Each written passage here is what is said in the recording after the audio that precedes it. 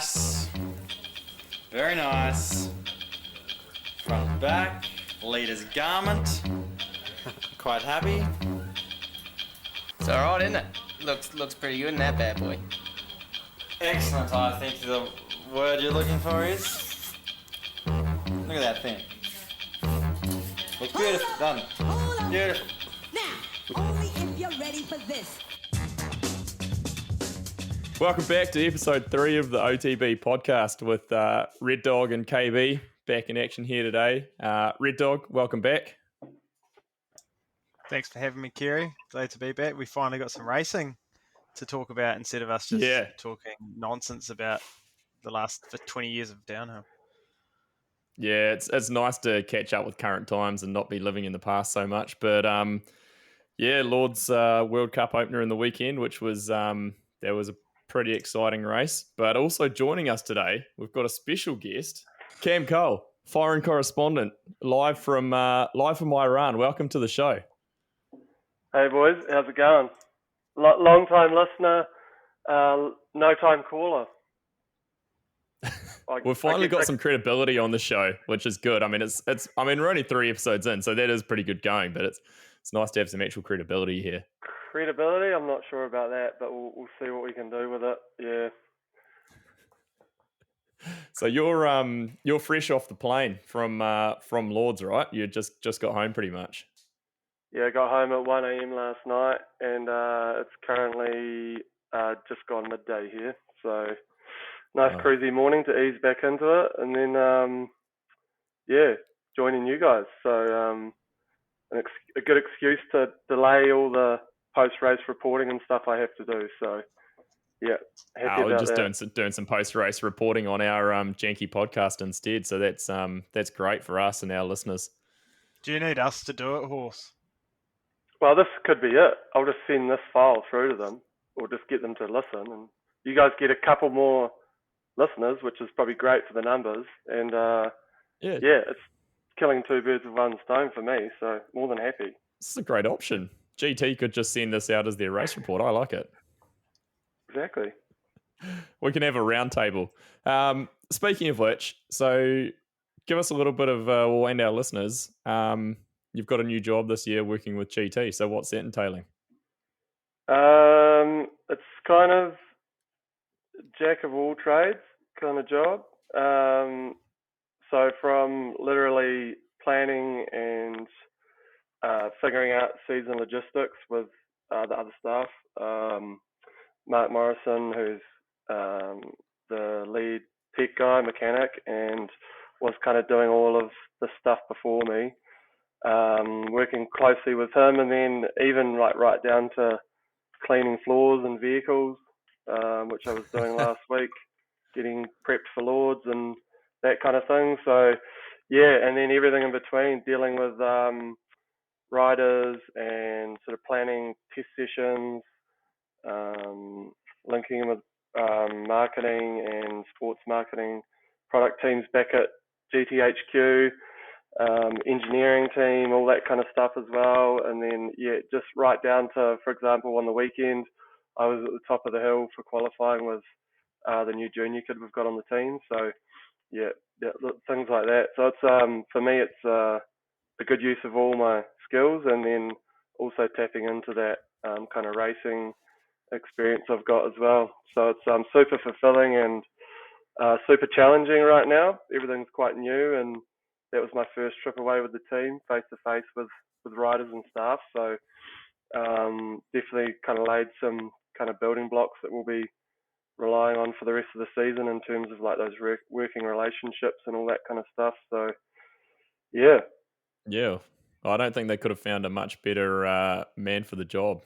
With I shouldn't use the term jack of all trades, but yeah, man, you've got a pretty good resume behind you to help those guys out. So are you doing much in terms of like coaching? Are you walking the track with them, looking at lines? Are you doing that sort of like Kilmurray with 0.1 filming and that sort of thing, or? Yeah, heap of that as well. So I was up the track all Friday, like kind of felt like with this track it was super important to, and we can dig into this, I'll just skim over it now, we can dig into it later on or whatever if you find it interesting. But just like first practice session, getting the guys up to kind of like up to speed quickly, and like kind of opening up the lines where it was like those important sections, getting them on those lines early, or just at least making them aware of the options through those sections. Because it's short sessions, and then the lift situation there was super killer as well. I don't know if Sounded you like a guys shit heard show. about that. Yeah, it was pretty bad. So like they weren't even letting media or like coaches or team people on the lift. So basically we got turned down, and then I just started walking up the track, and then you got like camera guys up there with their big gear bags, like literally hiking to the top of the hill each day.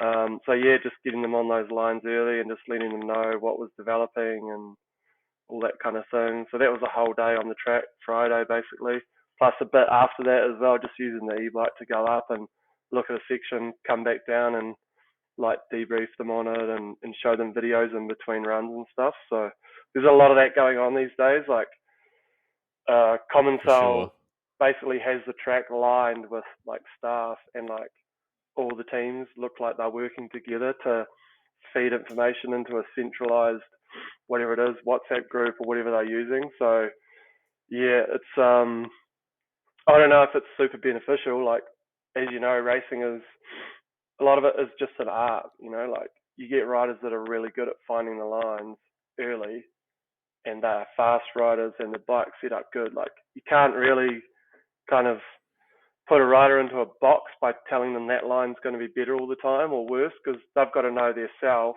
how it's going to work for them and how their bike's set up to ride. Like, it might have a big G out and they don't want to do that. They want to ride, like skim down some stuff and then turn early or late, or what, do you know what I mean? So there's a lot going on. I don't think that's also always like the way to go, but it depends, I guess, what your riders are used to and how they want to operate in that kind of. I mean, for the, like if that's sort of all of the Commensal teams are, sort of sharing that between the muck off guys and, the 100% side of the team and everything, that's, it's probably pretty beneficial. Like, probably a lot of those guys find it pretty beneficial, especially if you are getting short practice sessions. You don't really have time to stand around on track and have a look and see what people are riding. Because I mean, I know for me, sometimes I'll find stuff and I'm like super confident on it straight away. Yeah, that's what I want to ride. And other times you just feel quite lost. So just having that little bit of backup of like, hey, such and such is on this line, and it's kind of could be pretty blooming helpful for them, I reckon. Yeah, well, that was like on Friday after a whole day being on the track, and then the next morning or that night, I just talked to the riders like, where do you want me to go tomorrow? Like, and they had kind of figured out those sections that were giving them trouble, and I could go straight there on the e-bike, take a video clip of them plus other riders, and then go back to the pit and then kind of like debrief them on that, and then they could go back up and change the line, or because the lift was so bad. At one point, Ethan rode past me, stopped, and I pushed his bike back up the hill twice, and he rode it 3 times, both in different lines. Yeah. So like, that's kind of where the value add, I think, is. But I think, like you said, using the rider feedback and then that directs me and where I need to be and what they want to see or whatever. Looking at the track just from the outside and watching some helmet cam videos and that, it looked like probably some of the more key sections are actually up the top of the hill, right? Like some of those kind of quite chunky rocky sections and like that wall section, and those to me looked like places where guys were actually going to make up time. Yeah, I think those bits are like super key for bike setup and the rider being confident in that. But there's also there's like a heap of sections in between where, like, it's like after the wall there was a left and then kind of a right-hander that was a berm that had a heap of lines on it. And then after that there was a flat slippery corner that then went into like quite a long rhythm straight with little rollers and natural features and kind of jumps and stuff. That flat corner, I think, was probably one of those kinds of key sections, but it's not necessarily like the section that you find a heap of like team staff or videographers standing at capturing, because they're all at that section you're talking about where there's all the rocks, like that first section, like you come out of the gate, you come around, and then it gets super rocky with some real big G-outs and compressions. A lot of people standing there timing, filming, and I'm probably giving away a massive our massive secret here, because I think it's like those No other one listens sections. anyway. Nobody Yeah, listens. it's those other sections that are real key that you often don't think of, and it's like it's always, I think, so like for that track especially, those little things that make a big difference, and they all add up. And there'll be like, that's one example of like that flat corner coming into that straight, but I can think of probably 3 or 4 bits of the track that are like that led into the key section and then after that section. So like it's the section before and the section after those bits where all the team staff are standing, I think, that are actually just as important. So I mean, it's like, yeah, you know, when you're following someone that's a little bit faster than you and they're just pulling the whole way and you can't hold them Yeah. because every corner or every feature they're like dropping you by 0.1. That's just what it is, you know. It's the whole thing, but then it's obviously those bigger things within the whole as well. Yeah. And that's what it's down to now. It's like these Yeah. 0.1s, 0.2s here and there. I mean, you look at the times and it's so insanely tight. And even like Amory's run, there was that section where he made a mistake. There was that quite blown out right hand turn, kind of coming out of some trees. It was in the second sector of the track, Yeah. and they just kind of caught him coming out of the trees on the camera, and he you can see he's made a mistake, and he just loses so much time because he loses all his momentum down into the turn, and that was his one sector of the track that he didn't win. He went 7th there, and he was like a good probably 2.5 back, but then just absolutely nails the next sector and makes all the time back up. So it's pretty impressive that he could rally back from that sort of thing on like what looked like quite a key piece of track to actually carry your speed into as well. Definitely. I think the last, I saw it in qualifying, the last 2 sectors seemed to be, like it was relatively short track, but it was actually and you kind of get this, I feel like you get this more, it's more amplified on longer tracks, like you'll probably see it at 4M and Monsonan. The last sector's real important, you know? And like even just watching at the bottom, and like you probably saw it on the TV too, like I think some riders gained a lot, or also lost a lot from basically that rhythm, that last jump straight into the whoops, that last corner, and then like that between there and the end of the bridge where they were jumping off, like you could see some riders just blow that last corner and they come in with a heap of speed and then just lost it all. And that run to the finish line is quite important because, you know, if you can carry that speed through the corner, if it's 2 k's an hour there, it's probably 3 k's an hour, 4 or 5 at the end of that straight. Plus you've got the jump, you know, that you can kind of push off and get a bit lower on and then get to the line quicker. And yeah, like you say, it's like that, it just all adds up, and that is like super important too. When some people, if they haven't done the work, they're tired, they lose even more. And then the guy that's like super fit, strong, he's always going to make that section like work for him, I think, or her. Yeah, and on that same, like those last 2 turns basically coming into that bridge, I watched Amory's race run 2 or 3 times today. There's a point of view GoPro up on YouTube for anyone that hasn't seen it. It's fucking insane. He's just hauling ass, but he's up in the grass, setting up into that last right hand turn coming out of the trees. Like you didn't really notice it that much on the live feed, but I watched it back a couple of times and I was like, holy shit! It's only a matter of like maybe 6 inches or something, but it's just enough where it sets him up to get a better line through the turn. And I was like, man, that's pretty impressive, precise riding there, coming out of those whoops and setting that up. Yeah, and he did nail that corner. He came out of there with a lot of speed. Yeah. Actually, even so in qualifying, I was at the finish watching, and he went off that last thing and blew a foot on the landing. You probably read or watched or heard about this. And he, like, it's a big landing, and he blew a foot off, and it like looked like it went into the ground.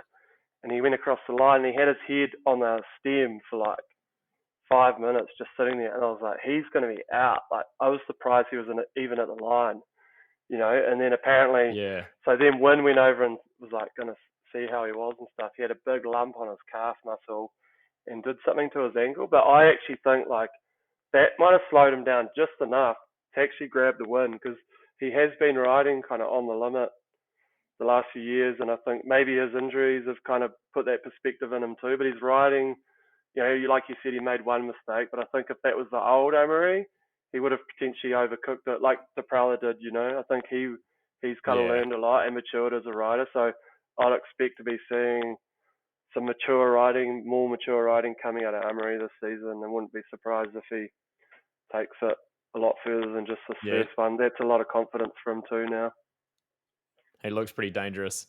He they made mention of that injury, and he talked about it a little bit on the live feed as well, and basically said he spent all night, like doing physio and then again in the next morning. So that's that was a gnarly win.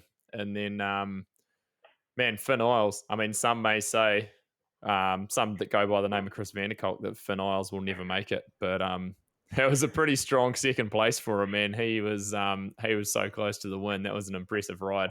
He looks different to me this year. He looks way stronger. Like, just doesn't look sketchy. Looks solid. I couldn't describe how he looked. I couldn't describe how he looked, and I was watching him. I was like, something's different. And the only way I could describe it is he looks more Bruni. Like, he's got stronger. He's kind of lost a little bit of that, like, balls out, I'll just go for it and hope mentality a little bit. And it's obviously paying off. What do you think, Horse? Yeah, dude, those guys are massive. Like, when I caught up with Bruni, I was like, he's been getting bigger each season, but he's like a rig. Like, I don't know if obviously it's working for him, but I'm not sold that, like, you have to be a certain, but like, and Finn the same, like, so strong. Like, I think they've maybe gone too far with it, but they're still riding fast, so who knows? Yeah, maybe it's an injury prevention thing. I don't know, but they're massive dudes. Like, they're rigs, man. Like, and then they got body armor on. I think that they look even. They almost look fat with the body armor on because they're already rigs, and then they put the body armor on, and they look like Michelin Man, But it's working for them. So and their bikes are second and third for those guys. Yeah. Their bikes are always. Sorry, Kieran. I was actually going to say it's kind of funny because in a way, Cam, you've been a member of both. First, the Common Soul team, and then also what was the early days of the Specialized Gravity team. So you know quite a lot of people around both of those camps. Yeah, for sure, and it's impressive to see where they've gone with it. Those teams, like, since then, But it's like, I've so much kind of respect for Laurent on the Specialized side now, and Thibaut on the Common Soul side. They've done a great job with that, and they've just, I guess, taken all their experience and they're just plugging it into these kinds of situations, and they're learning, and they've got that mentality that, and then they've also got the support behind them from the factories too, that, like Max Common Soul wants to win, and they've done like a heap of work with that brand to get where it is. Like, at the event, there's Common Soul tents everywhere. They're having they're hosting like parties and things, and they're just spending a heap of money on the brand.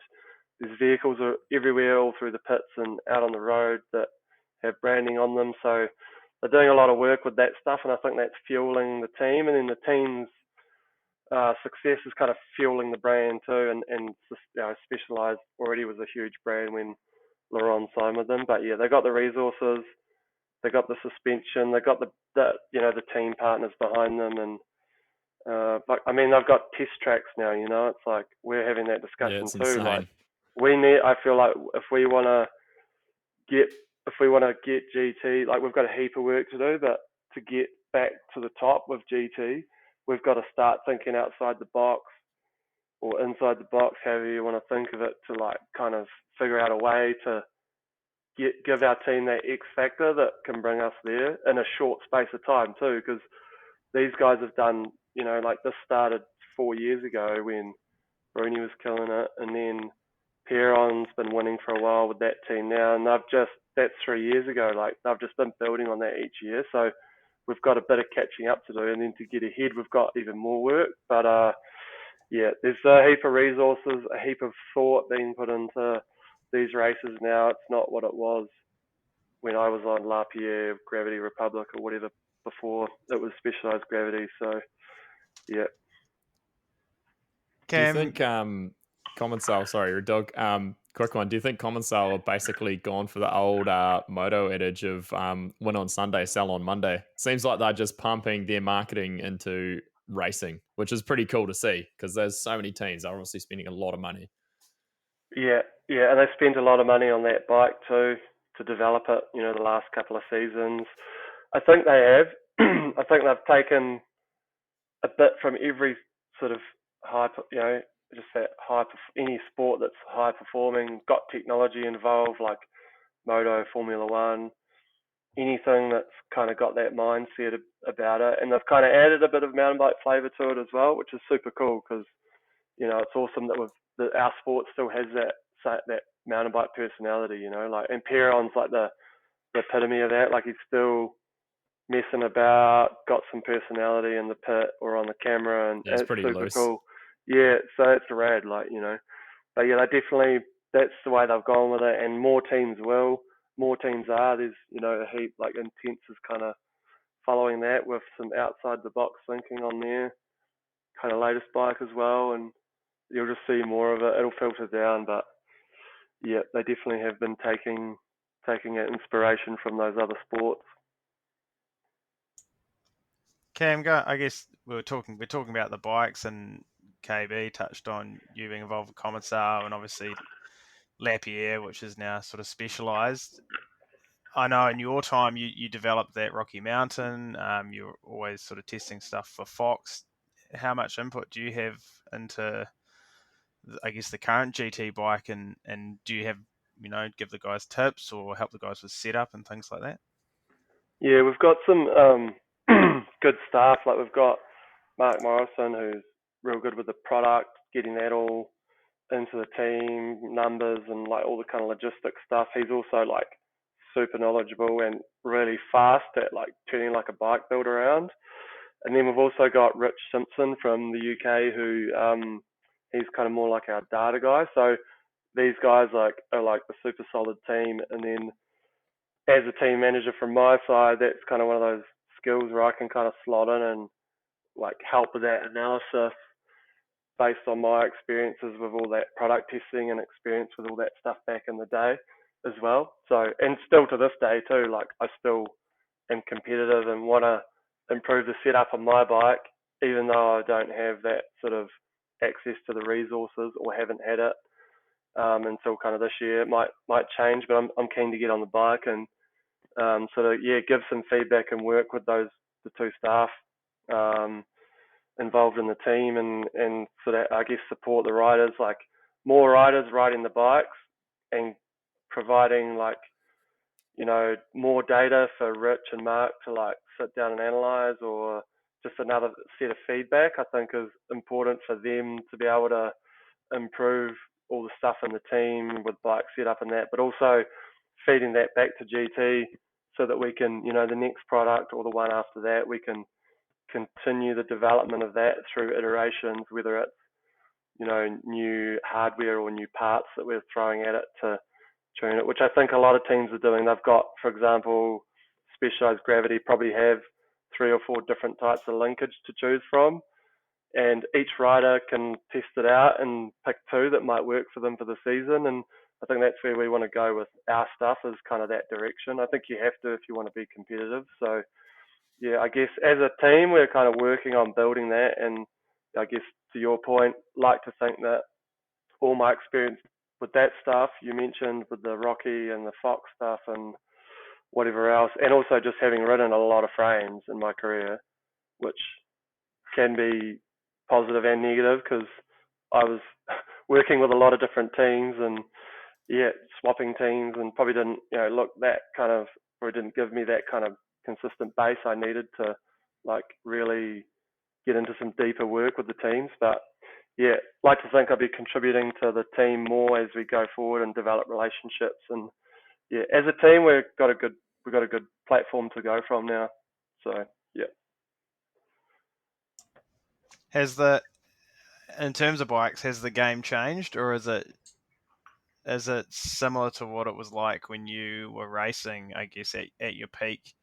having access to, I guess, top Fox kit and things like that. Has it changed, or is it just the same but different era? Yeah, I think it is a bit the same. Like, people like to think that, when the riders are going so fast these days. Like, I don't know if they are. The equipment's a lot better, which helps them go faster. Yeah, there's a lot more professionalism and they can be better athletes. So I think it's not like hugely different. The principles are the same, right? Like, we're still riding like over roots and rocks and bumps and mud and all the stuff. So it's I think that's remained the same, and it's just the technology's come a little way, I guess, and frame geometry massively. So I think it's pretty close to the same. It's just these little differences with athletes and also the bikes, the technology that's coming through, the development. Yeah, does that answer it? Yeah, absolutely. Would you say, I guess you're touching on the athletes, would you say that these guys are doing more work than, I guess, 10 years ago? Or is it just that, I guess, we've learnt in terms of, how to prepare and what to do, and you've got dedicated trainers like Kilmurray and stuff? Is it just sort of an evolution or of, that training side of things, or is it a massive leap ahead from where we were? No, I don't think it is. I think it's just there's little things that are being done a lot better, and it's the same with the bikes. Little things are being done a lot better, and that's making a big difference. The same with the riders and the bikes. I think the training's a little bit better for these real specific things. Whether it's and it's just kind of, I guess, human beings on a level too. Like, we know a lot more about, or we think we know a lot more about the brain and how that works, and the sport we're in is quite a lot. There's a lot of it around like the reaction speed and the rider having to process that input that's coming in from their eyes and turn that into a movement with their arms or legs or whatever to get the bike to do what they want it to do. So I think that stuff has probably jumped ahead a lot, but I mean, the training itself, it's still the same gym movements, I'd say, basically. There's probably a few extra little ones, but there's still a heap of athletes that aren't doing that stuff too, I think the good ones are doing it consistently, and that's where they're getting the gains, is just in that consistency of the repetition and all that, doing it. Yeah.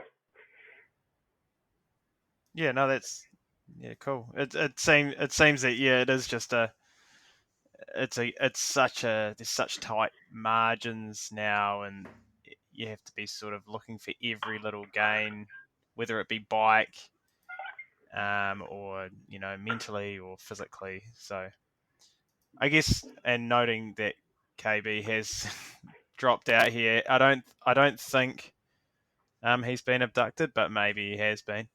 I guess moving on to the racehorse, looking across those results, was there anything that stood out for you in terms of guys that surprised, or do you think it's sort of another year, same sort of crowd?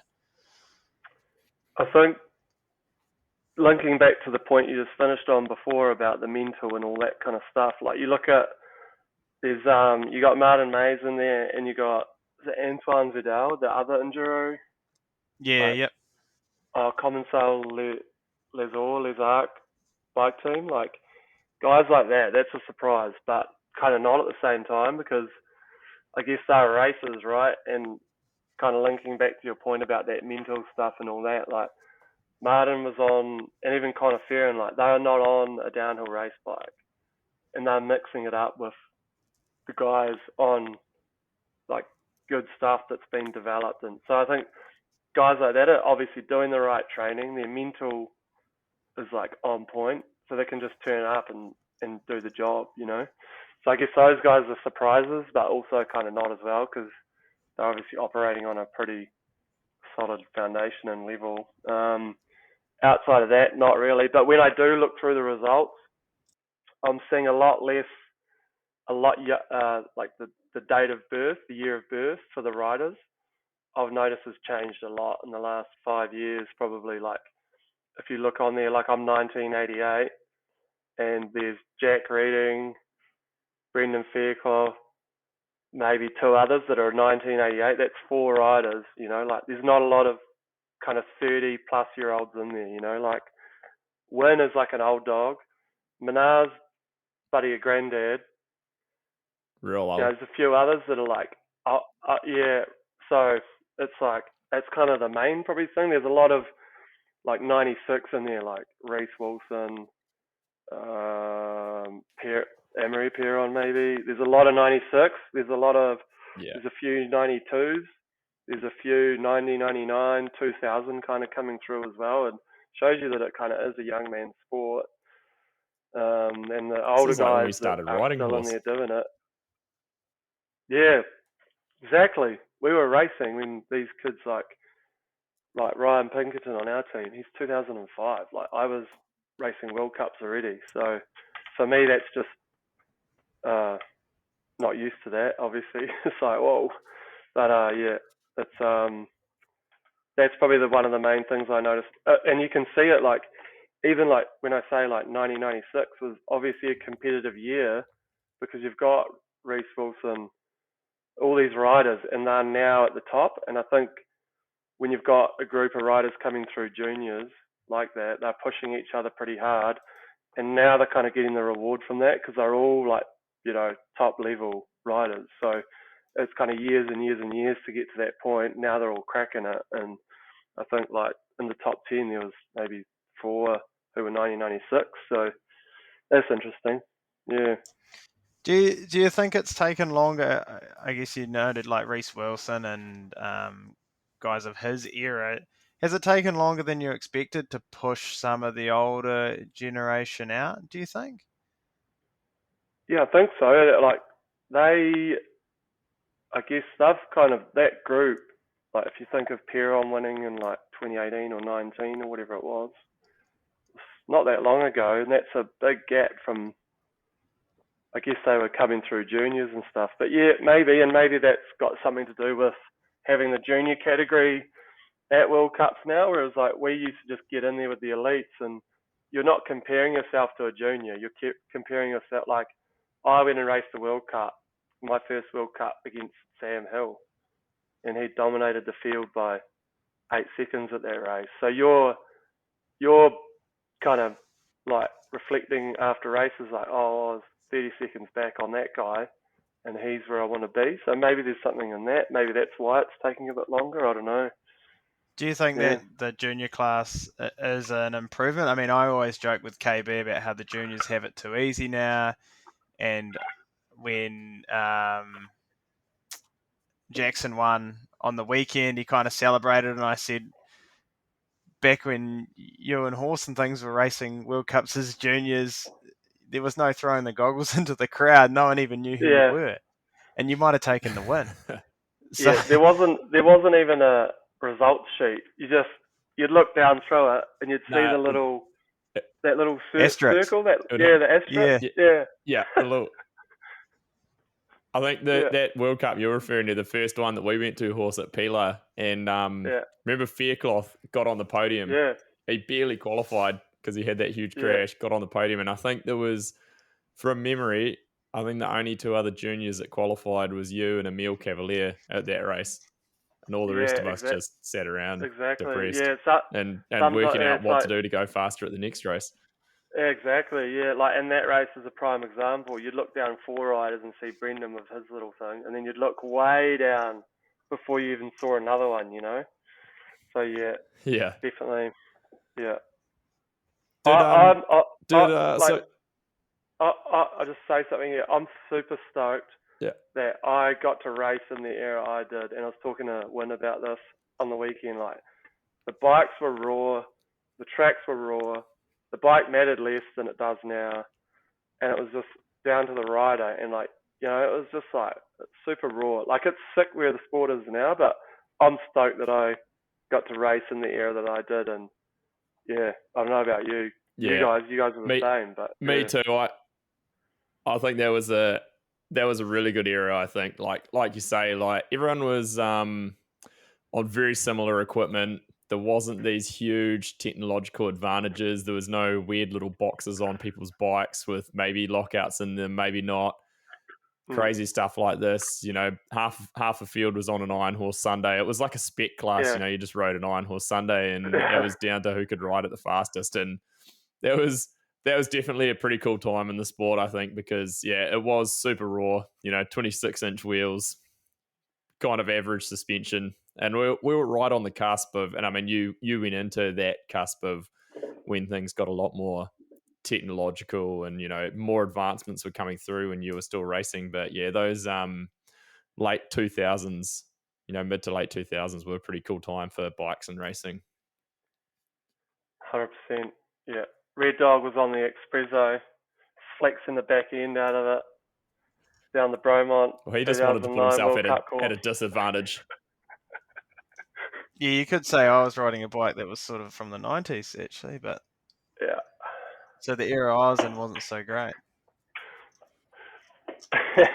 So I had some technological difficulties before. My Wi-Fi shit itself, so I missed quite a few minutes there. So I'm not too sure what you guys had covered. But one question I had, maybe Katie hasn't. I better get her onto it. I'll crack the whip tomorrow. Now, a question that I had for both of you guys: who do you think will benefit or improve the most over this fairly long gap going into Fort William? Who's going to make the most of the 6 weeks off in terms of making an improvement, getting their speed back? What do you think? Go first, Red Dog.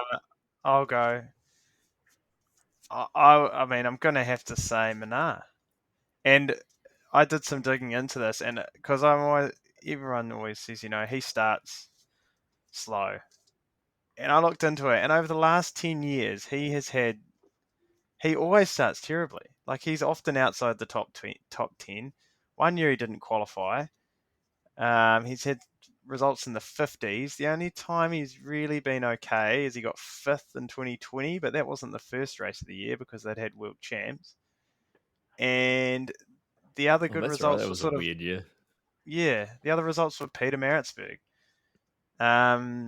Which I guess he never does any of these preseason races. Do you think that's what holds him back? Like he's testing and everything, but you see all these guys doing these races in France and that sort of thing. Like the common style guys are all training and testing together.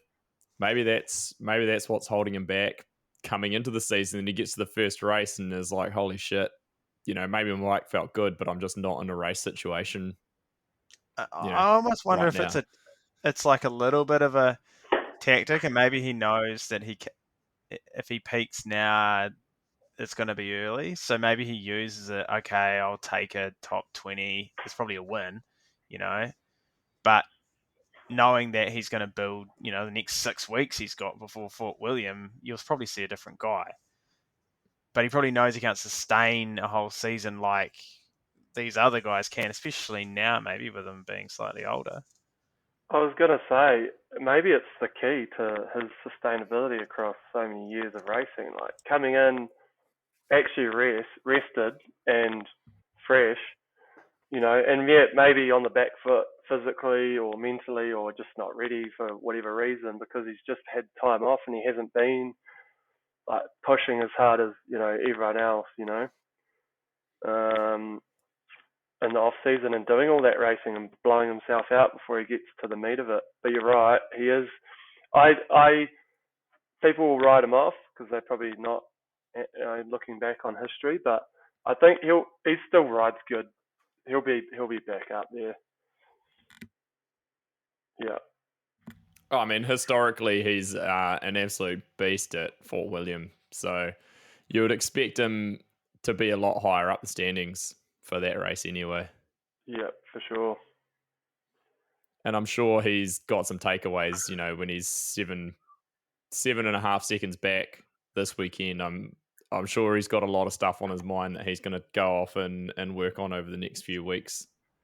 Yeah, and 7 seconds, it sounds like a lot, but it's not much when, how we're talking before about 0.1 here, there. that all adds up. Next thing you'll be 3 seconds, and if you look at 3 seconds, there's probably a few gaps in the top 5. 3 seconds back was probably actually pretty close in terms of like an actual result. So he'll be back in there. Yeah, for sure. Brooke McDonald in 41st. What do you know? Is it just one of those weekends, or speaking of people that'll probably want to come back with some improvements? What do I know? Yeah, anything you took away from on track? How was he riding? Was he looking good? I mean, from some of the vitals raw stuff, he looked like he was attacking and his usual kind of. I mean, even at World Champs last year, he rides practice so fast. I think he needs to kind of pace himself a little bit more, because you don't get paid for like winning practice, you know.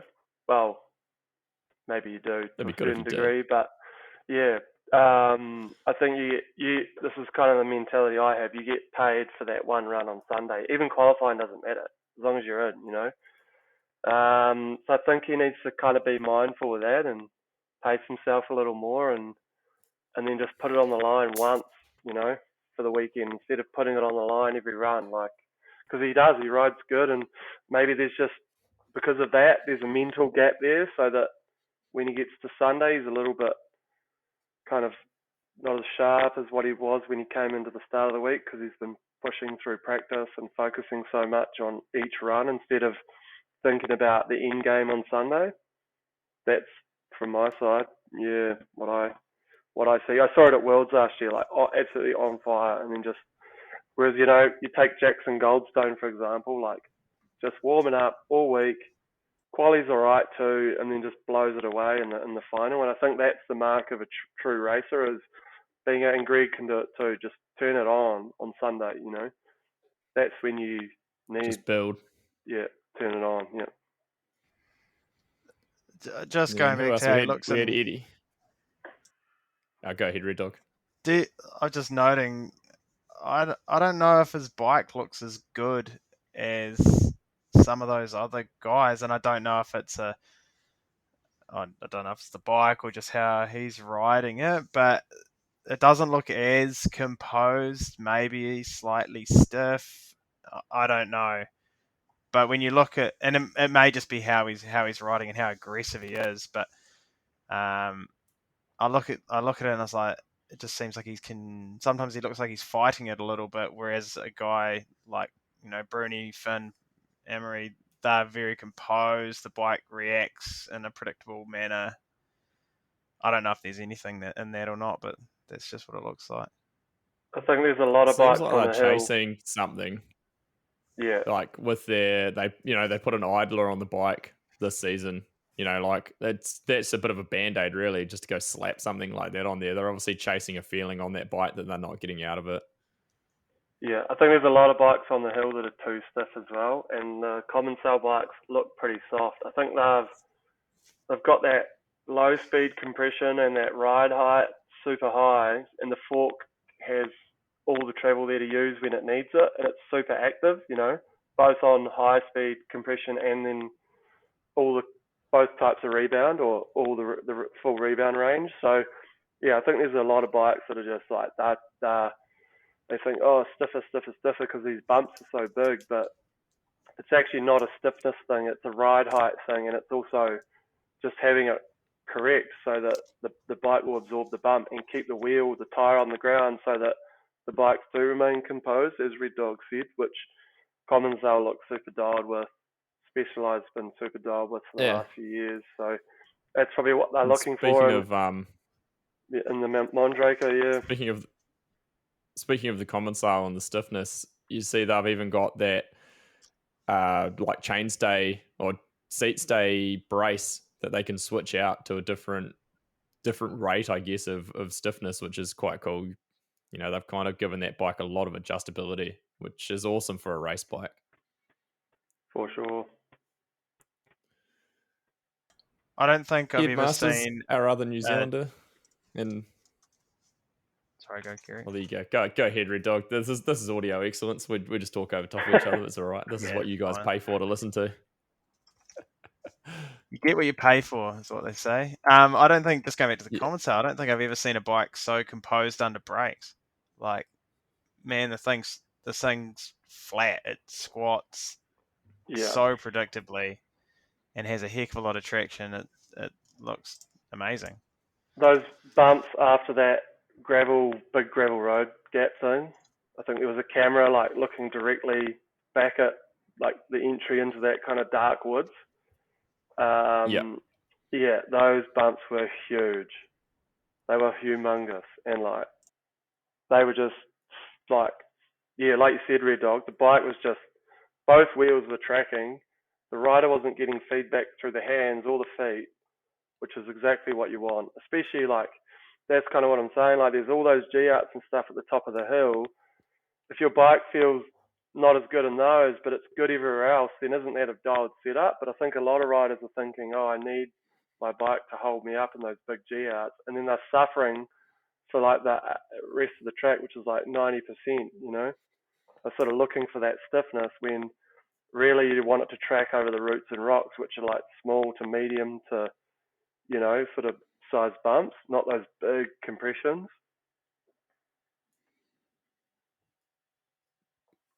Yeah, absolutely. It's a real balancing act getting that set up right like that, for sure.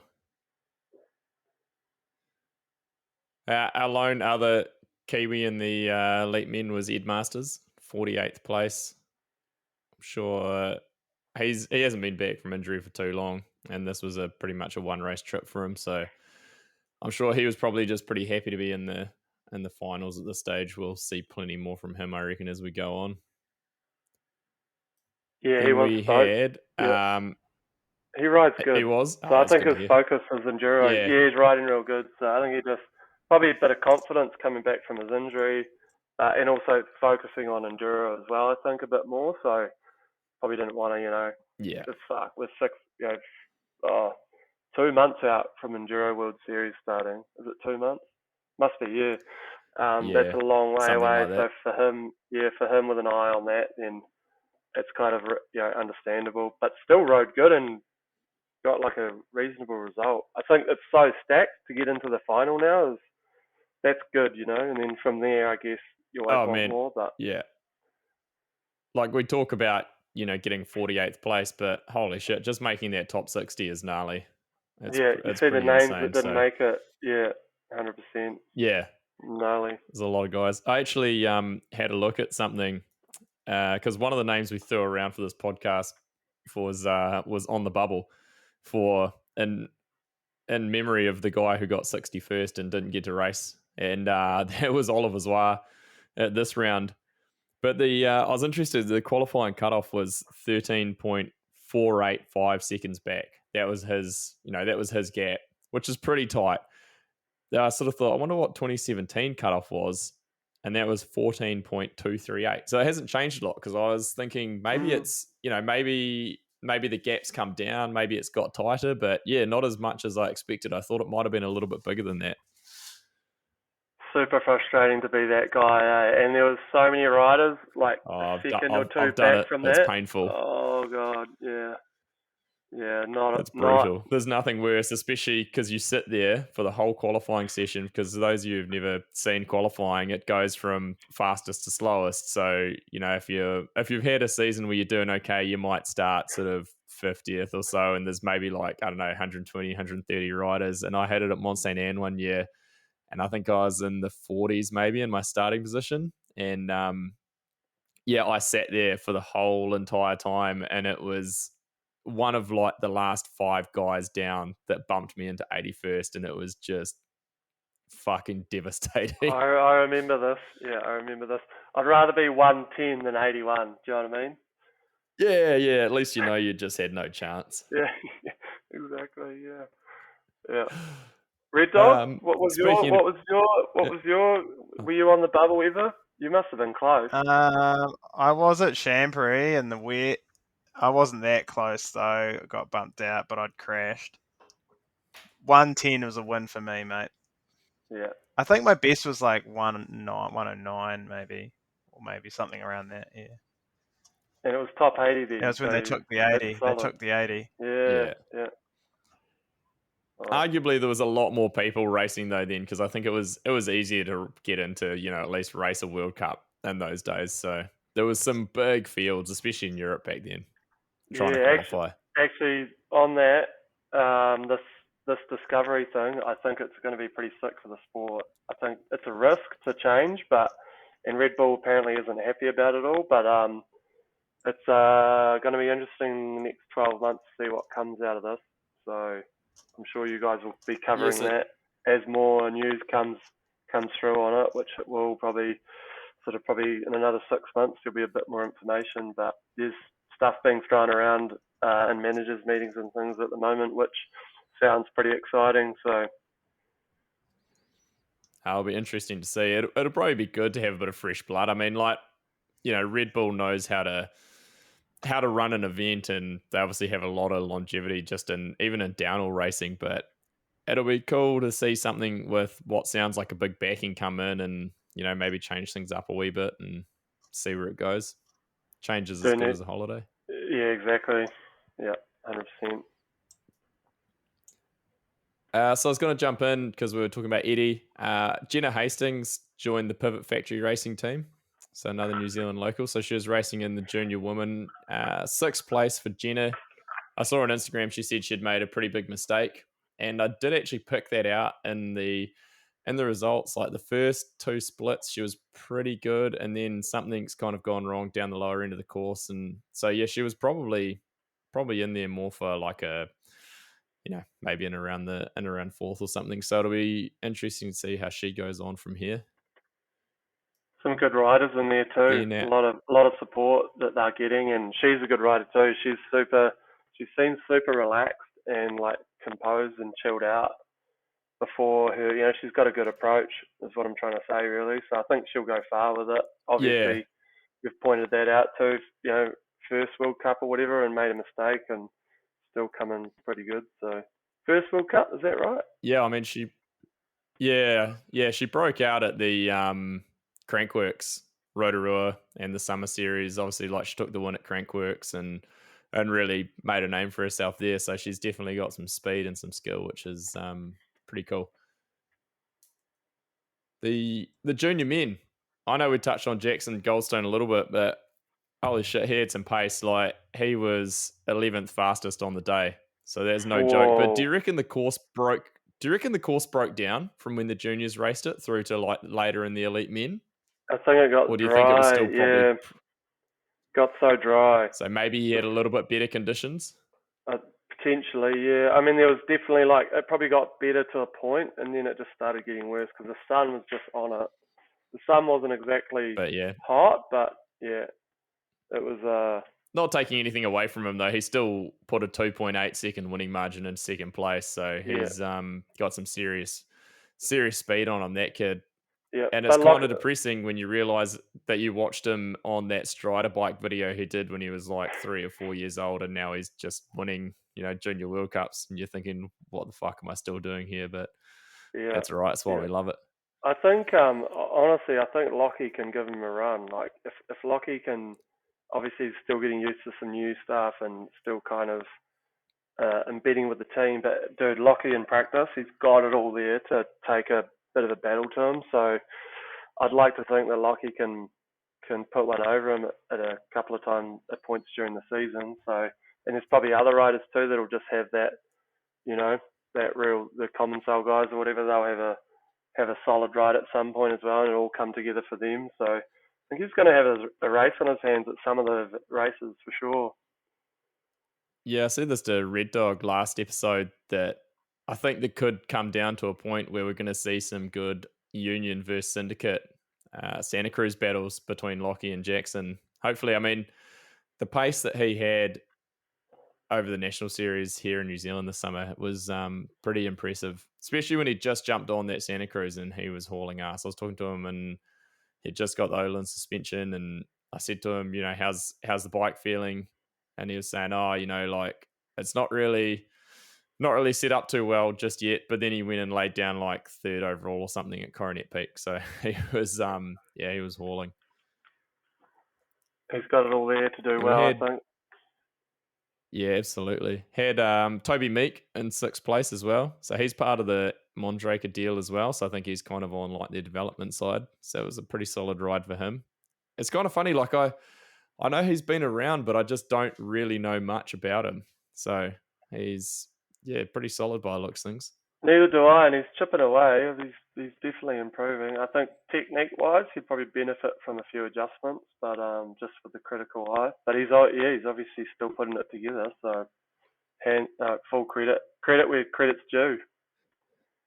Yeah, and then Cam Beck in 12th place as well. So a Santa Cruz teammate of mine from here. So that was cool to see. I think that was his first World Cup as well. Yeah, and I don't know what level of support he's getting with the YD racing thing, but I'd basically call him a privateer at this point. So I think that's pretty much just a way for those guys. I think it's just pretty much a way for those guys to be able to enter the races and go racing. I don't think there's much else going on there. I think it's basically just a trade team set up to help them get in there and go. Yeah, I mean, a 17-year-old privateer, that's blimmin' impressive, I think. That's solid. Oh, think back to us when we were over there the first season, we were probably 18 by that point or so, or close to it, and we were fucking idiots. We were pretty lost. It's like just battling.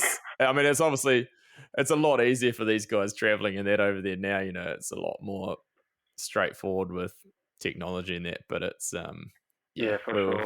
We're pretty green. Leaving bid numbers at the hotel that we had to catch a gondola all the way back down to get at Pila. Yeah, like between practice and race, like literally going straight down, straight back up, and then straight to the top because we'd forgotten them. Yeah. If you want stress, that'll do it. Yeah, exactly. Did you guys touch on the elite woman while I was having my technical difficulties? No. And I don't mean in a bad way by touching on them. We haven't talked about the elite women yet. I guess first and foremost, Cam, what's the status of Jess Blewett? Because she's the national champion. I was expecting her to be lining up at Lourdes, and I had her on my fantasy team, although you don't have to do very well to beat Kerry at that anyway. But yeah, she wasn't there. I'm going to touch on that later, but Jesus. I was giving him tips as well. I was giving him inside information. I know. You still blew it out. I even messaged Horse to find out if she was there, and I still just totally got destroyed. But yeah, we'll touch on the fantasy talk in a bit. But is she out? She'll be back. Yeah. Just I think the whole COVID travel situation, which wasn't until 3 weeks ago now, was it? They opened it all up. A mixture of that and the injury still. It's like Lourdes, man. Like if you're gonna go in and race there, you want to be 110. You don't want to be 95 or 90 because it's so early. I'm pretty sure she'll make up for the lost ground there, and we got some work to do as a team before the next race. So she'll be back. She'll be strong, and she'll definitely be at 110 by then. So that's the plan at the moment. So going into the elite women, I'm going to jump back into our predictions from last week, Red Dog. My three that I predicted on the podium was Miriam Nicole, Valley Hole, and Camille Balanche. So 2 out of 3 there, which I was pretty happy with. You had Miriam, Valley, and Tani. So also 2 out of 3. So we're probably just, we could probably throw the term geniuses out there. I'm not too sure. We're pretty close anyway. I'd say geniuses, yeah. Genius or lucky? Yeah, lucky. Definitely lucky. But yeah, good racing. It's tight at the top there now for sure. That is for sure. I actually was looking at the times pretty closely, and so between Camille and Miriam was 0.62, back to Tani 0.99, and then Valley in 4th was 1.67, and then it was a gap back to 5th place of 5.6. Although Marine had been way tighter than that up until I think it was the second split. She made a mistake, so pretty much you could throw a blanket over those top 5 women, I think, and we could see any of them win just about by the looks of things. It was super tight racing. Yeah, and I guess it was a good result from Miriam, as seeing as she probably should have died just at that second split where she sort of ran the front wheel wide and it washed, and then she was all over the bars coming off that little drop. I was like, oh, this is going to be a huge one. But somehow bench pressed that thing back up. Yeah, that was impressive to get out of that. She had also had a huge crash the morning of the race by the looks of things as well. So good on her to pull that back out. I'm not sure if that's pressure or is that because last year, like the snowshoe crash, like I thought that looked a little bit like fatigue, like not being ready to be able to handle a race run, and like some of the stuff you're saying there, like Red Dog with those mistakes, they sound like, because she rides good, right? Like sound like they're almost fatigue related or strength related or something. I just wonder if maybe she's missing something in her preparation on that. Yeah, that and then snowshoe one was so weird though. That was just like a washout on a flat turn. That was just like a mental, like she just switched her brain off for a second and just fell apart. Yeah, I think she was fatigued though. Like, and it's a long season. I can see why you would be, but yeah, or why she would be. Yeah, but yeah, draining. And then I guess the only other thing I'll note is I think that's a bit of a return to form for Tane. So after last year kind of hit and miss, I think she'll be back in the hunt for some more consistent podiums and wins. So I guess she's in a better place than she was last year. Yeah, for sure. And you look at that field, and it's Camille's won. She won a round last year. She was the 2020 world champ.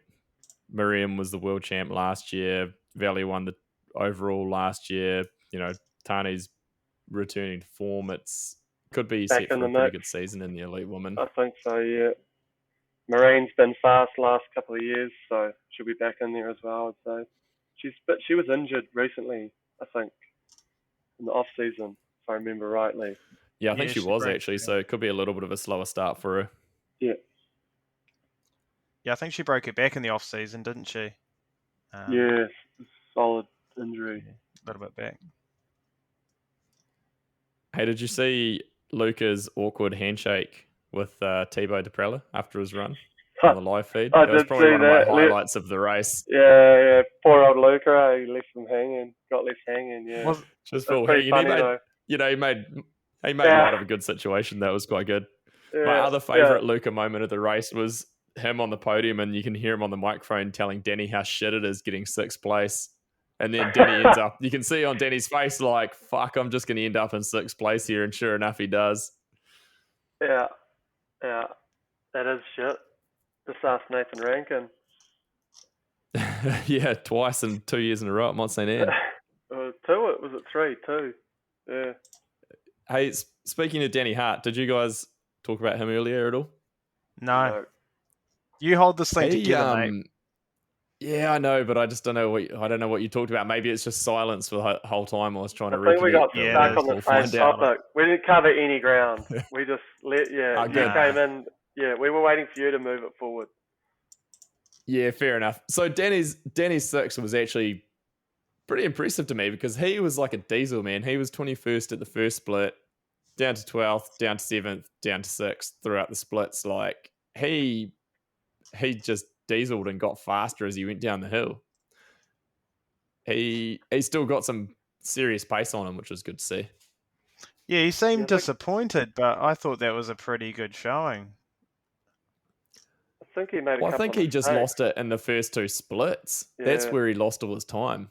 Like his second split was where he basically lost all of his time, and that would have put him into potentially, top 3.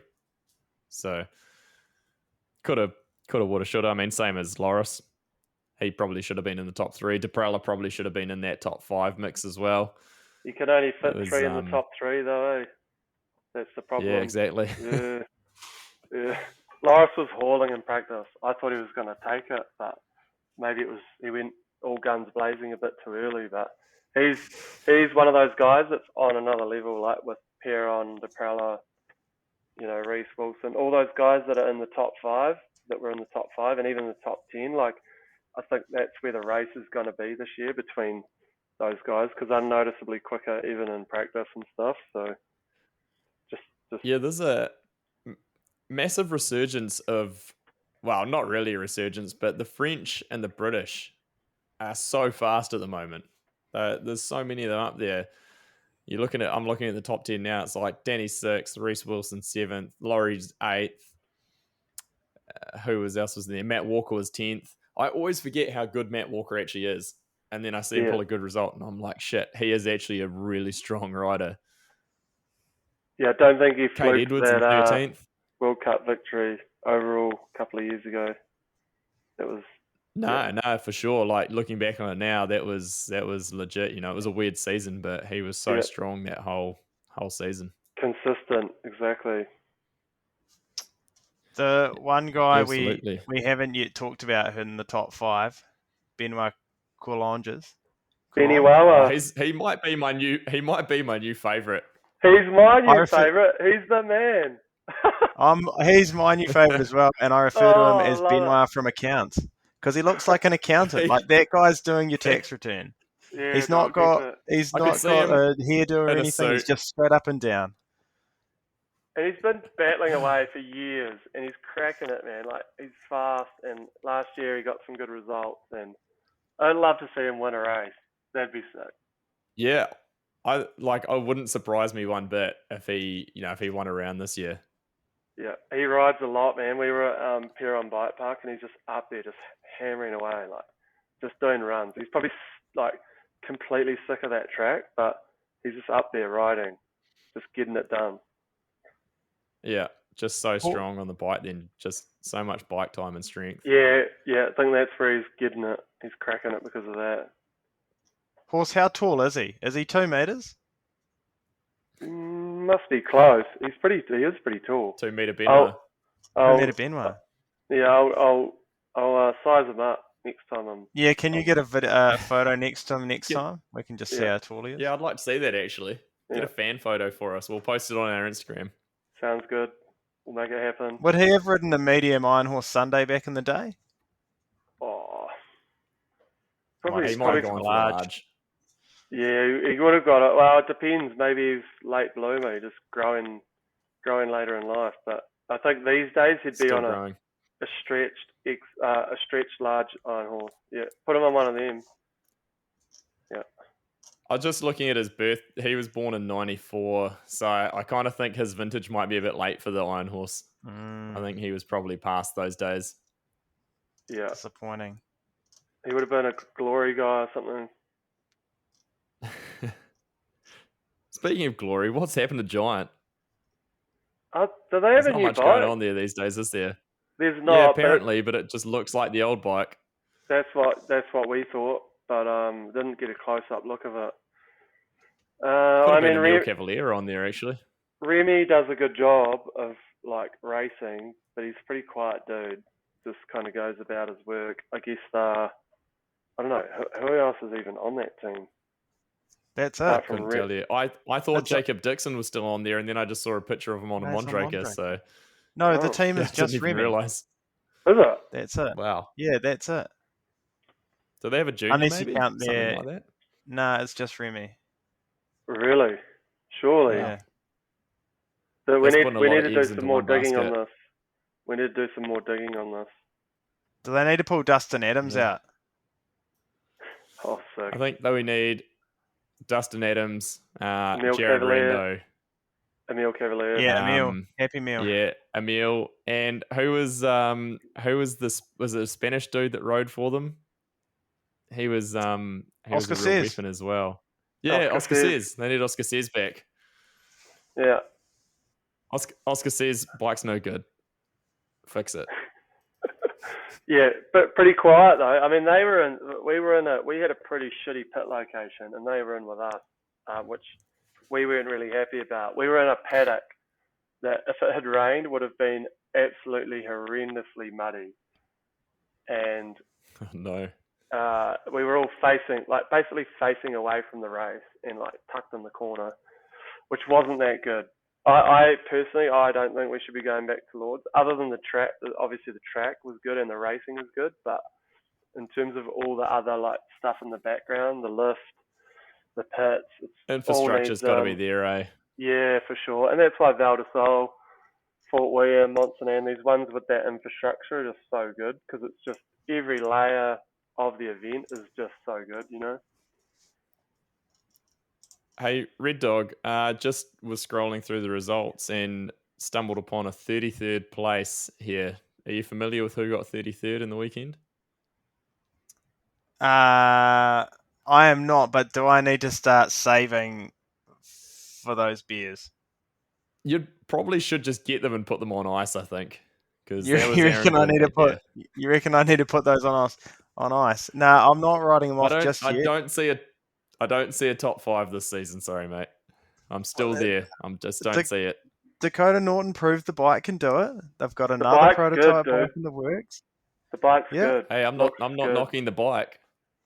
They just said it's a bit soft. Dakota said it's a bit soft, but we can work with speed, bro. We can work with speed. Maybe that linkage arm is way too long and the leverage ratio is too high or something. But then apparently they have like another 6-bar set up frame as well that they're going to test. So it'll be interesting to see what they show up on at Fort William. I think 6 bars the way forward. I'm not sold on high pivot, but everyone's on it and there's some fast bikes that have got it. So I don't know. I mean, if we're talking high pivot and idler, and for those who follow us on Instagram, they might have seen the comparison I threw out there over the weekend of the best and the original and still the best 2-stage with the original high pivot and idler. And this was going back many years ago now, built in New Zealand. Ahead of its time. We should just, you know what it needs? 2 shocks. It needs a Lahar. Break. I want floating. Stretch Lahar. Just cut a piece out. Extend the front end. Make the goose neck even longer. And Bob's your uncle, I reckon. It's a race winner. I think they called that a zeroed.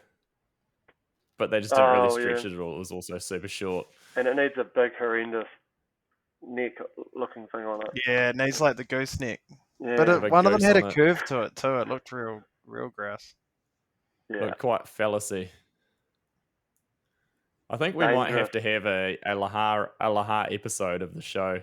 We'll see if we can get Aaron Franklin on, if we can find him. He's on a boat. Masters, Nathan Rankin. These are the names. Tim Nelson. Timmy Nelson, yeah. Punter. Oh. It'd be a good Rich. It's the who's who of New Zealand downhillers race that bike. It is. Definitely. Proven race winner. It's a world championship winning bike. It beat Honda to winning a world championship, that bike. So it did. So while we are still relatively, well, not really on the topic, but I'm going to segue into it anyway. Red Dog brought up the fantasy league. So, Horse, you're probably not up with the fantasy league, but Pink Bike have their Pink Bike fantasy, and I thought, hey, this could be fun. We'll make a OTB fantasy league. So we got a few people sign up, which was good. Shout out to Evan Powell, aka Danger Cat, for taking a very convincing win, but bringing in 705 points with a 57-point margin over second place. So he really knew his stuff. He also sent a very aggressive message asking for his fucking payout. I've got a payout just for him. I've got a payout just for him. You go check Red Dog's house. He'll give you a payout. Do you guys have sponsors for this segment of the show? I feel like we should get some, like, I don't know, Spates or someone to sponsor this section, and we can give some stuff away. Long whites? Exactly. Yeah.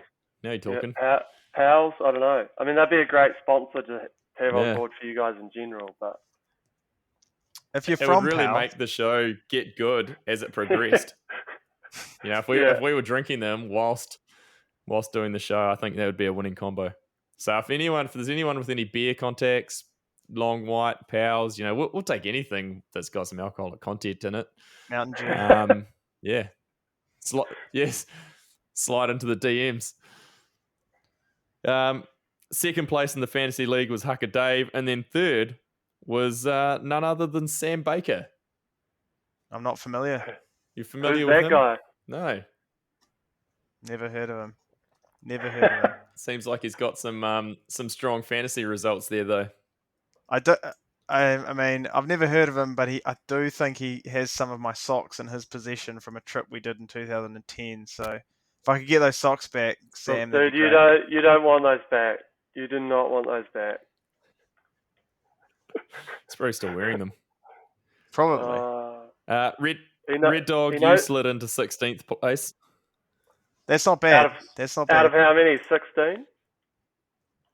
No, 42. I slid into 40th, and I'd really like to thank BMX Background 69 and also Scott Rewe for coming in behind me and not putting me in last place. So thank you to you two guys for signing up, because what the fuck? I do not know what happened. Well, actually, I do. George didn't qualify. Oliver Zwar didn't qualify. I just basically cooked it. But then you'll take them out. You'll take them out and they'll do well, because that's what the other kinds of riders are, that's exactly. I've already made a wholesale change, and Fort William is weeks away. I've changed everyone on the team. They're all wholesale changes. Have you slid into anyone's DMs just to show your... I'm gonna tell some people that GT are looking at them. I was talking to Cam, and GT is looking at them and some privateers to pull some results. Yeah, you better step it up. Cam's watching. Start throwing some rumours Scott around. Rewe, though, hopefully you're listening. Dismal result of 45 points. And that was for last place. Second to last was 207. So I do feel a lot better that I was at least in the 200s. And you know what? These prizes that are going to start flooding in. They should be going to the last 2 or 3. You should have a reverse podium. If you can do the worst. Yeah. Obviously by accident. Then you just pick the worst riders. Yeah, probably quite easily done. Yeah. Hey, Red Dog, what was your favourite kit over the weekend? First World Cup of the season, lots of new gear. Who had the best look? I think I've made my final decision, and I think I'm going to go with the Canyon kit, the TLD stuff. I like the look. It's clean. The lines. It's not too much going on. I think that's the one I'm going to go with. I also like the specialized stuff, but then I don't know if I like how Finn had his name on his jersey. That was kind of weird. I found that a bit weird. And on the front of it, the logos on Loic's one, the big S's, I can take or leave that. But the idea was there. What I don't like, Kieran, is how all the Commonsale 100% guys and girls have 100 on their back, like a race number. You can't tell who it is, eh? Yeah. Who? It drives me nuts. No idea. Are you number 100? Yep.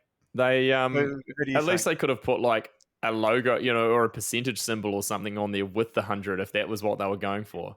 But just having 100 on there that was pretty weird. It makes no sense. Horses just walked off. I'm still here. I need to go to the toilet. No, he's still there. All right, maybe put it on mute. Okay. Or not.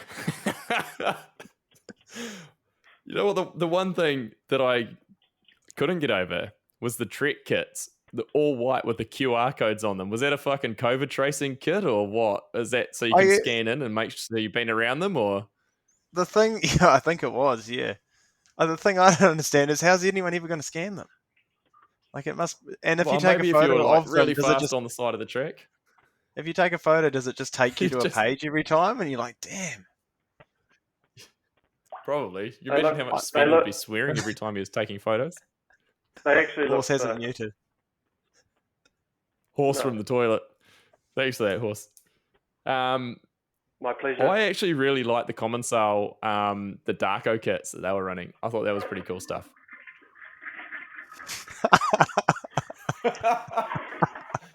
This is low budget. Yeah, I mean, I'm just coming down to your level, really. Yeah, we've brought you. Yeah. We've brought you down with us. Yeah. Yeah, I quite like the look of the Commensale muck-off team. I thought that was pretty cool. Yeah, that was I don't probably not like my the favourite, white. but it was Everyone's too white good. these Yeah, days. yeah, I agree. But then everyone else is too much black. There's too many all black kits as well. And I Imagine can't get on doing the board with that. washing. How would Trends. as a privateer, how would you ever get that white kit clean? Oh. Washing it in a river. How do you keep You'd up be with the screwed. maintenance? How do you keep up with the maintenance? We're Let's going ask to see Chris Rennie. so many custom kits this year. Like every race is going to be a different kit, I feel like. Yeah, it's getting kind of crazy. Actually, the one kit that I thought was real clean that I liked was the Commensale. Whoever Benoit, what's the Commensale team that Benoit from accounting's on? Dorval. Dorval, yeah. I thought the Dorval kits looked pretty cool. Yeah. They're nice and clean. Nice and I like simple. that blue.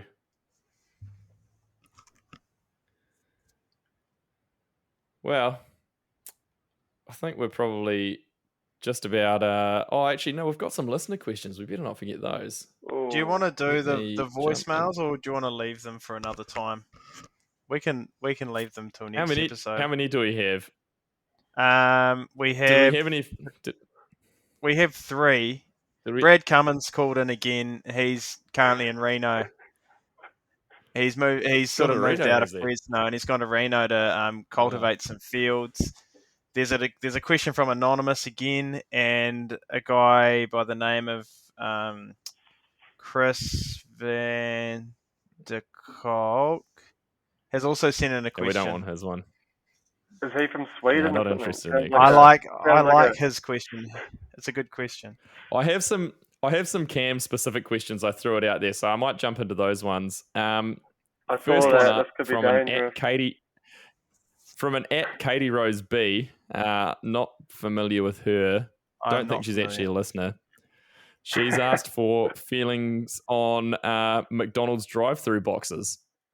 Well, I used to hate them, but now that they've replaced them all and they've all gone digital, which may or may not have had the ones in Nelson here are pretty high end here these days. Well, I mean, you can thank a certain person for that.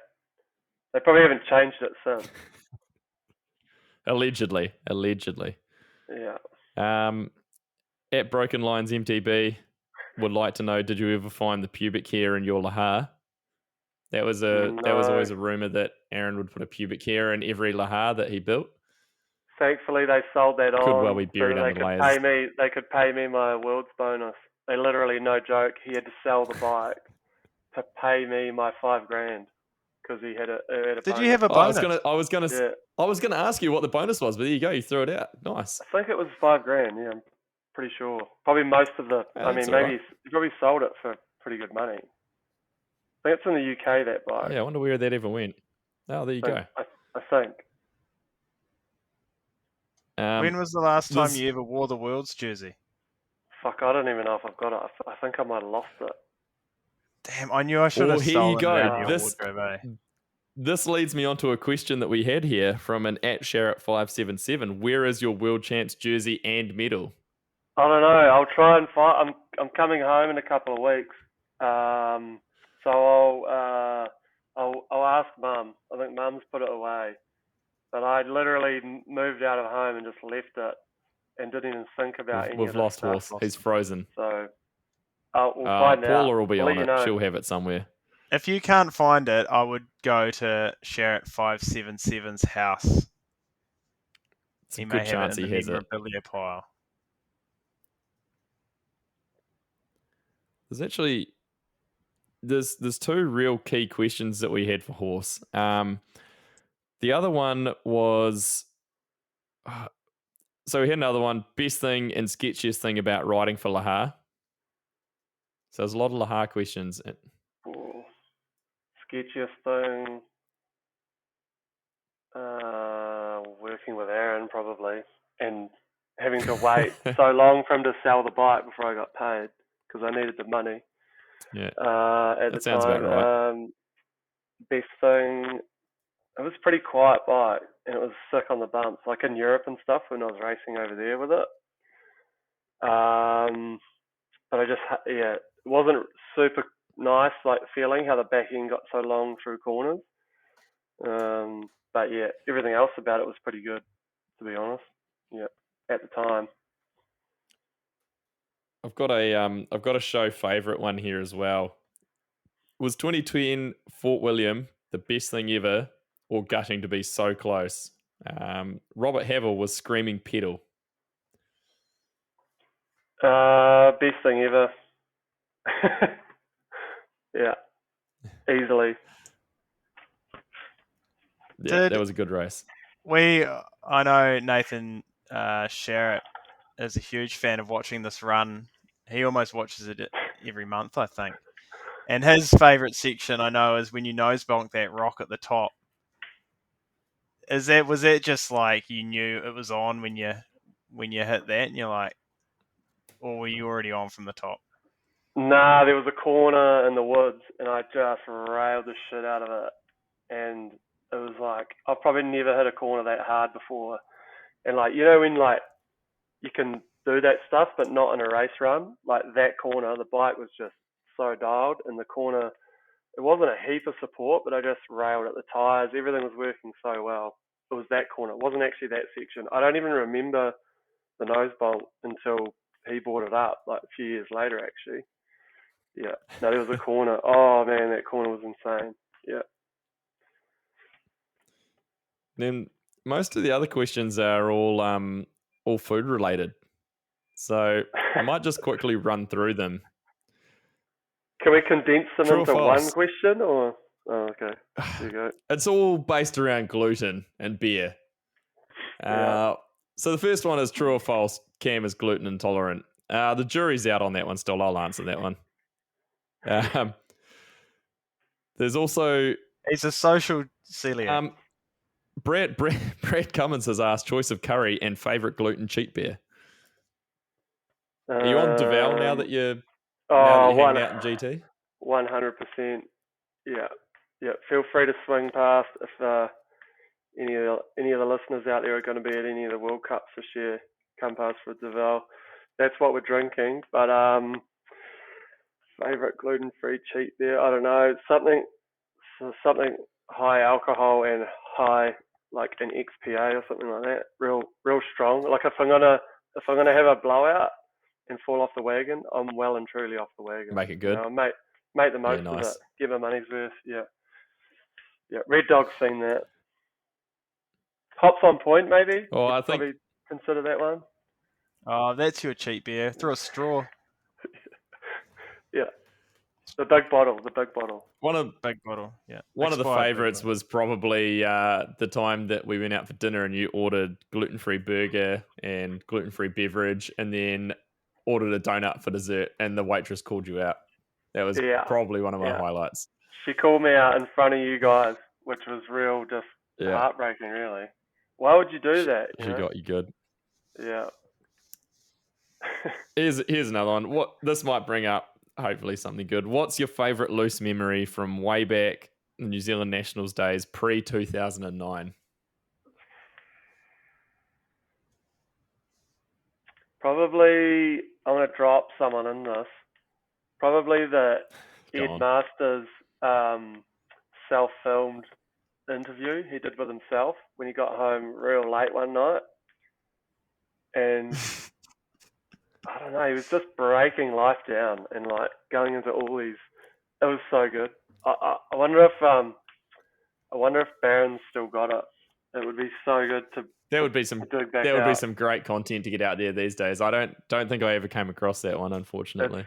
It's pretty good. Yeah, I would probably have to have a listen to it before it got publicised anywhere, but it was good. Yeah. There'll be a few people out there that have heard it and will know what I'm talking about, but not many. Well, hopefully one day that might make it out there for the world to see. It's not really a loose moment though. Probably a favourite moment. Yeah. Loose moment. I don't know. There's been a number of them. It's hard to remember them all. It is. Yeah. Some of them I won't mention either. Yeah, for sure. Yeah. Yeah, a lot of stuff can't come back out. Well, we've probably talked enough shit for one evening. It's getting pretty late here, and you're probably ready for lunch. So, what is for lunch? Red Dog. What do you have? Like, what would you have for lunch in Iran? I think we've lost him. All we've got is a smiling picture of him frozen on the screen. Yeah, he's got a cheeser.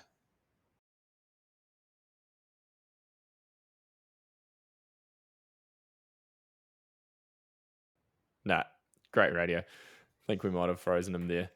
Well, we probably wrap things up anyway. We have some ideas for episodes to hopefully fill in some time in between this. We've lined one up already, which should be quite a fun one, I think. If anyone's got any ideas, got anything they want to hear about, our favourite Earth segments, we could spend a few episodes talking about Earth, then feel free to slide on into the DMs and give us some ideas, and we can really bring you this quality content on a maybe weekly, but maybe we'll take some time off basis. And we've lost Horse completely, so he's signed off for the day. He's gone for lunch. He's offline. He's already clocked out and gone home. Out. We'll have to revisit next week. We'll have to revisit those voicemails. Keep sending them in. We'll make a promise to get to them, but likely we won't get to some. It'll be good if we could move away from just anonymous Brad Cummings and Chris Vanderkolk calling in and leaving them. So do feel free to jump in there. We've mentioned it plenty of times, and maybe we'll just have a voicemails episode and we can talk about what goes on there.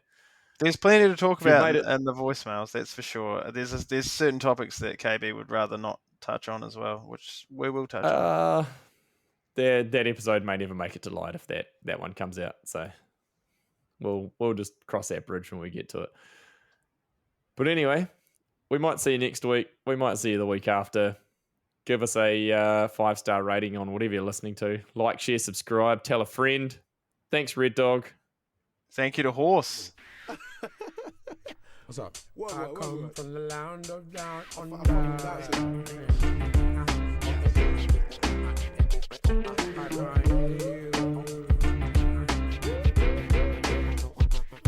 I can't hear you. What was that? I can't hear you.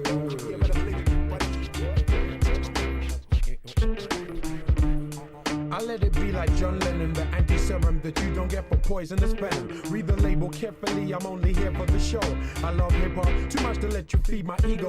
In the key of F-U-C-K, Y-O-U. I mean, why do I owe you if you're not helping me through? I mean, why do I owe you if you're obstructing my view? Success is not my castle, just a house that's brand new. You see, I irrigate the culture, give it shape like a sculpture. Still complicated, rock like I'm supposed to be. L-I-T-Z like my DJ. Rock to the rhythm like you rock to what he plays.